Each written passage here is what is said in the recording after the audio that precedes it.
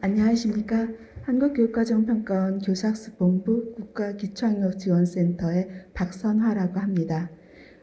제가 오늘 발표하려고 하는 과제는 저희가 3년에 걸쳐서 기초학력 보장을 위한 문해력, 수리력 진단도구 개발 연구를 해왔습니다. 올해는 그 3개년 연구 중에서 마지막 해인 3차년도 연구입니다. 네, 오늘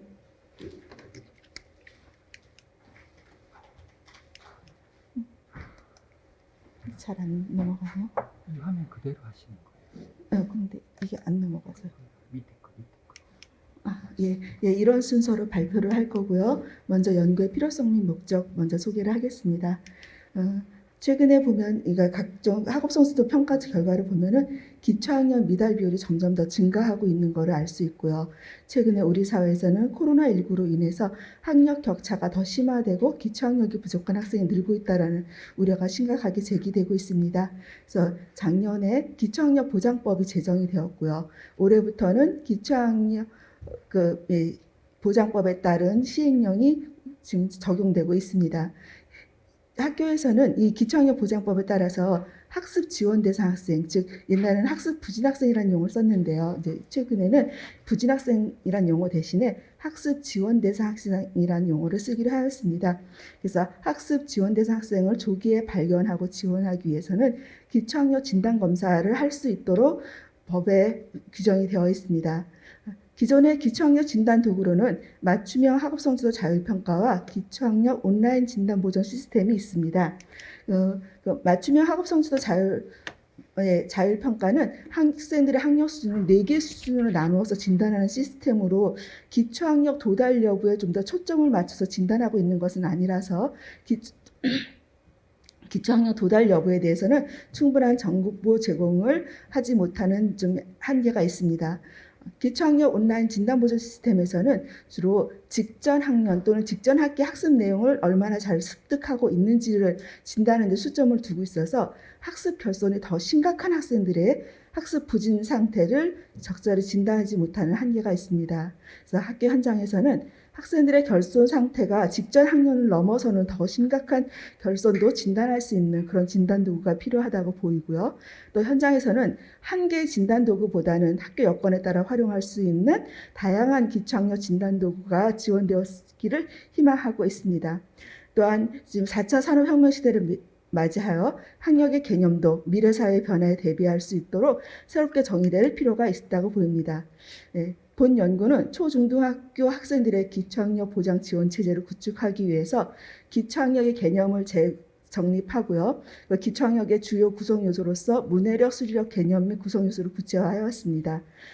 그래서 그런 연구 중에 지금 3개년 연구 중 3차년 연구입니다.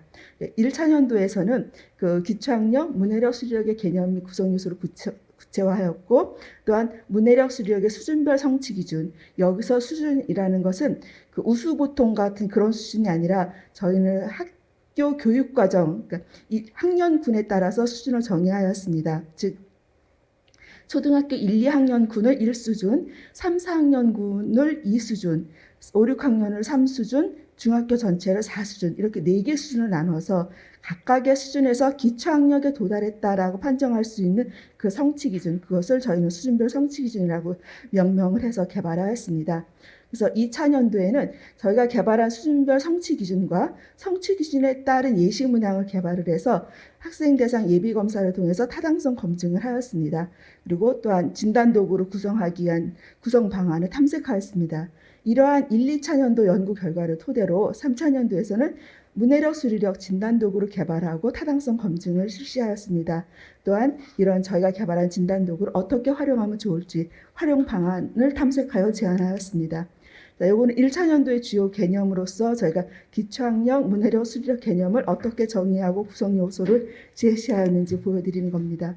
그 다음은 2차년도에서도 저희가 이제 개발한 성취 기준이 문해력은 총 그 4개 수준에서 169개의 성취 기준을 개발하였고 수리력은 196개를 개발하였습니다. 1차년도에 개발했지만 2차년도 타당성을 검증한 최종 성취 기준을 겠습니다.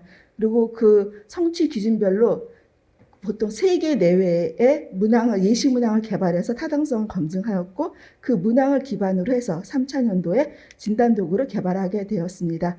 그래서 저희가 3차년도에서는 진단도구를 개발하고 저희가 개발한 진단도구를 가지고 진단검사를 시행해서 결과를 분석하고 그다음에 기초학력의 도달 여부를 판정하는 그 준거를 설정하는 준거 설정 작업을 하였습니다.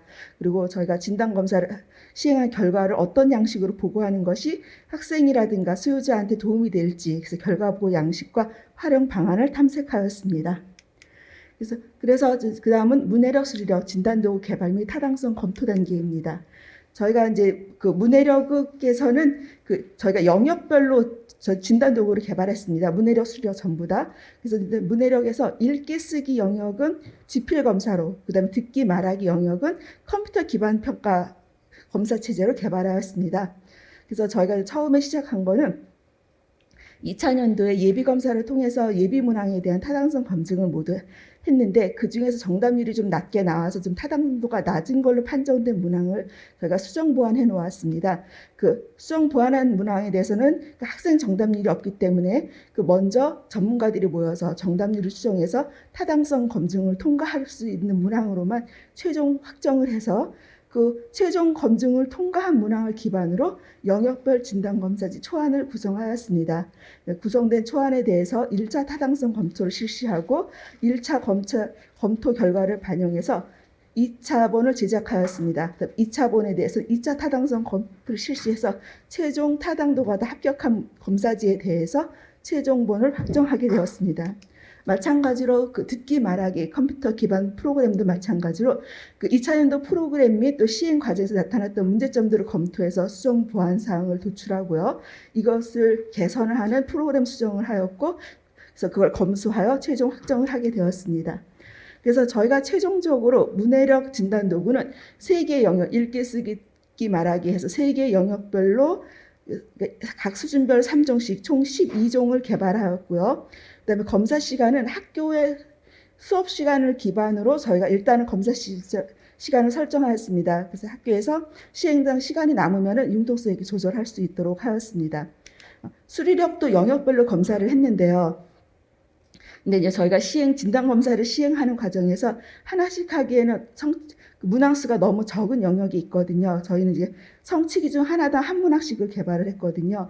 그래서 이제 2개 진단 검사지를 구성할 때는 2개 영역을 합쳐서 시험을 볼 수 있도록, 그렇지만 이 수준은 그 자체적으로 문항수가 많기 때문에 1개 영역만 시험을 볼 수 있도록 그래서 개발하였고, 1, 2 수준은 수학은 4개 영역이 있는데 그 변화와 관계와 자료와 가능성은 성취 기준이 하나 내지 3개밖에 없어서 진단검사지를 별도로 구성하기가 좀 한계가 있어서 1, 2수준, 그러니까 1수준은 초등학교 1, 2학년 내용이기 때문에 초등학교 3학년 학생들이 시험을 보고요.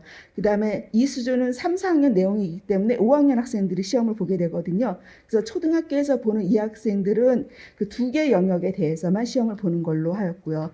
3수준과 4수준에서 3수준은 중학교 1학년, 4수준은 고등학교 1학년, 즉 그 중학교 교육과정을 모두 마친 학생들이 시험을 보도록 검사지를 구성하였습니다. 그래서 1, 2수준에서 진단하지 못했던 그 변화와 관계, 자료와 가능성의 성취 기준은 3수준에 포함해서 함께 검사를 시행하였습니다. 그래서 그 시행한 결과를 보게 되면 저희가 이제 진단검사에 시행하는 전국에서 한 3% 정도를 목표로 섭외를 하려고 했었는데요. 이번에 그래서 저희가 목표로 했던 거는 이제 초등학교는 약 30개교, 중학교는 15개교, 고등학교는 9개교가 한 3% 정도 되더라고요.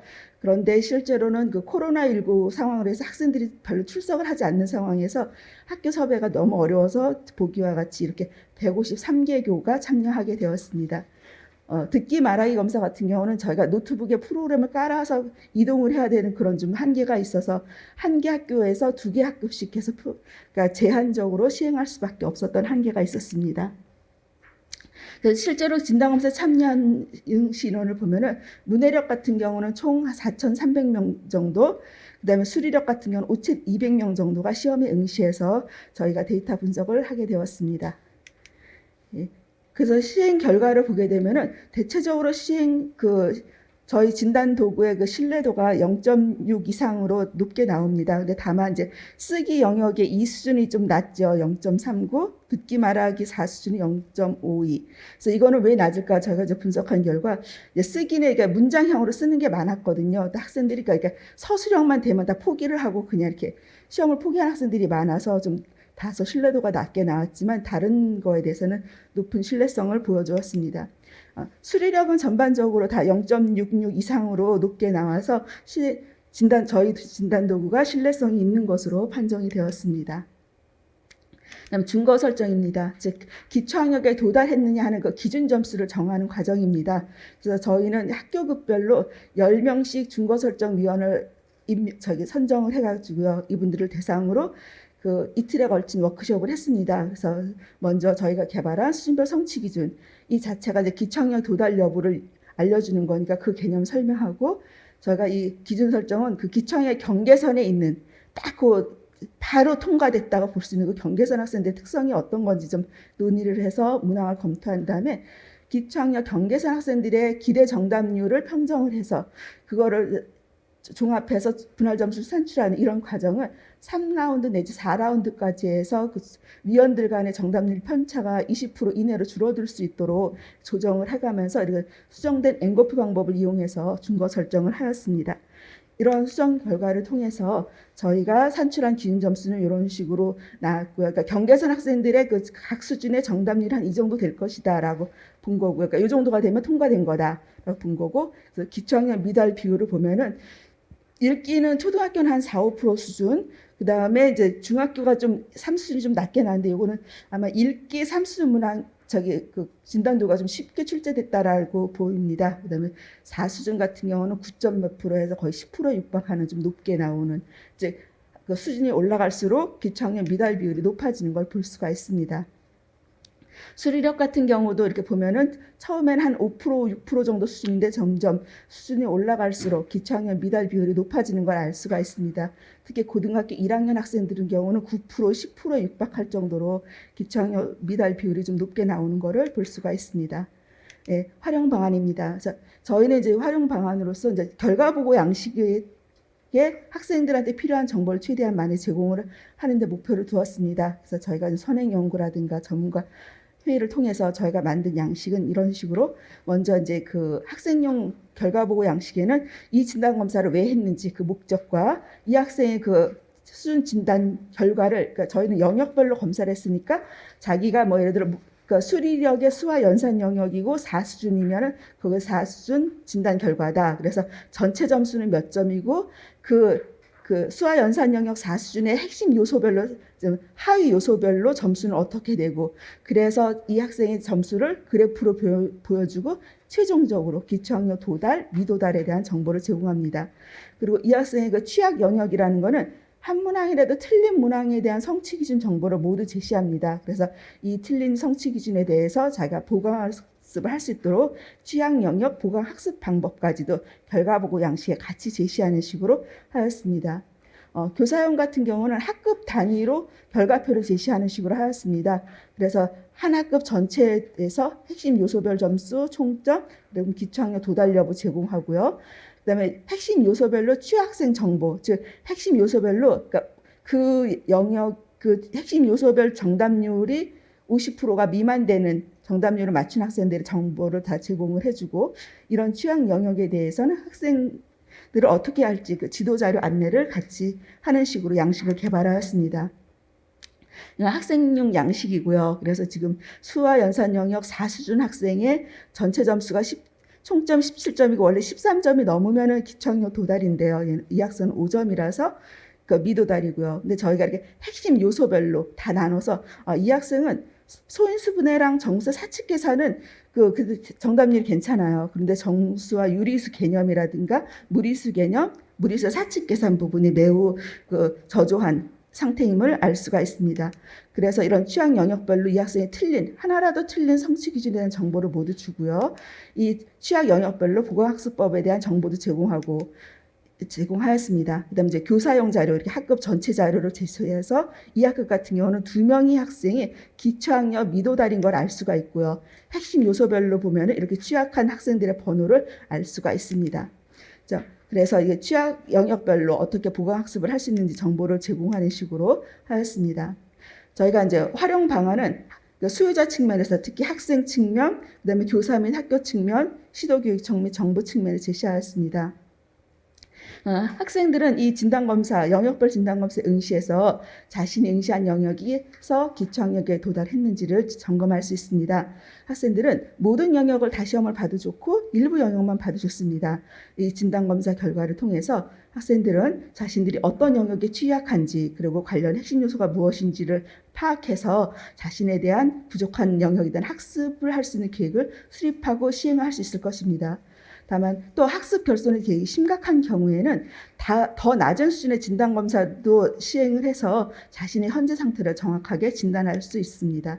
그리고 저희가 이제 이거와 관련해서 학생들이 학습을 할 수 있는 자료로서 저희 평가원 및 교육부에서는 지금 지속적으로 자료를 개발해서 지금 보급 탑재하고 있는데요. 지금 이거는 그 기초학력 향상 지원 사이트에 올라와 있는 토닥토닥 수리력이라는 이름으로 초등학교 수화 연산 영역에 대해서 보정학습을 위한 자료입니다.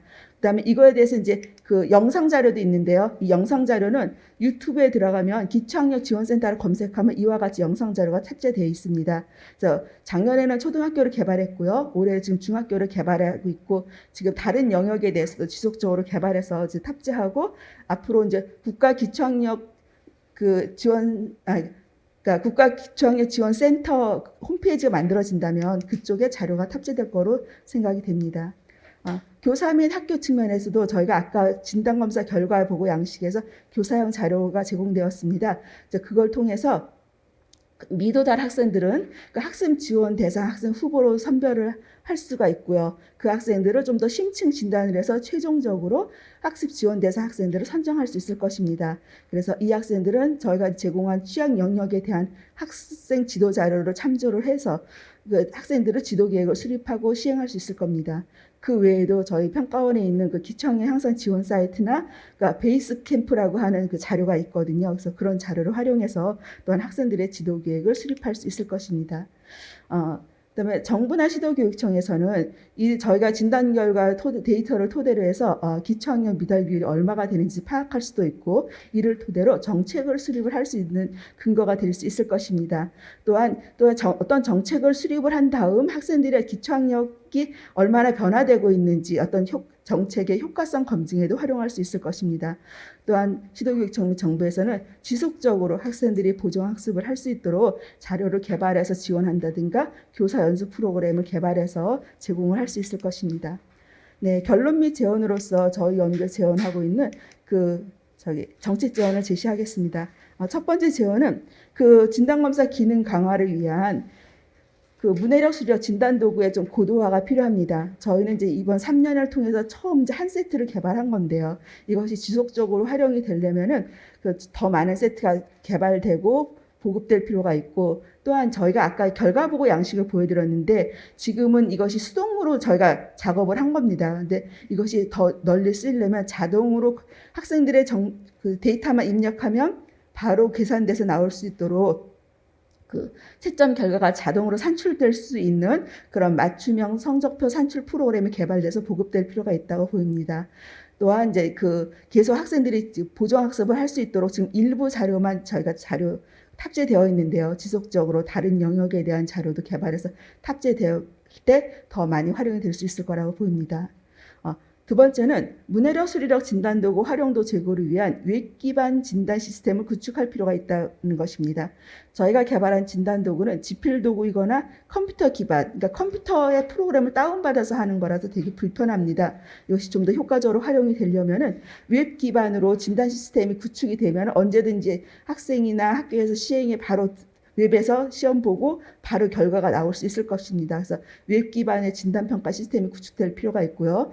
이런 진단과 학습이 바로 연결될 수 있도록, 보정학습이 연결될 수 있도록 시스템이 구축될 필요가 있다고 보입니다. 세 번째는 문해력 수리력 진단 및 처방 역량 강화를 위한 교사 지원 시스템이 구축될 필요가 있다고 보입니다.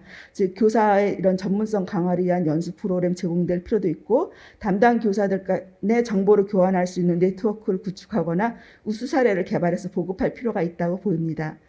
또한 마지막으로 네 번째 제언으로서는 데이터 기반의 문해력 수리력 진단 도구 활용 체제 구축을 할 필요가 있다고 보입니다.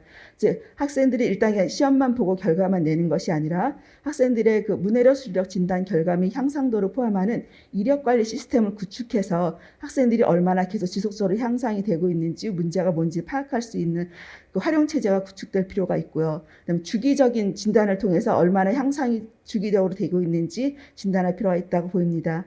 또한 이런 데이터를 기반으로 학생 및 교사 지원 정책을 발굴하고 정책 효과를 분석할 필요가 있다고 보입니다. 네, 이상으로 발표를 모두 마치겠습니다.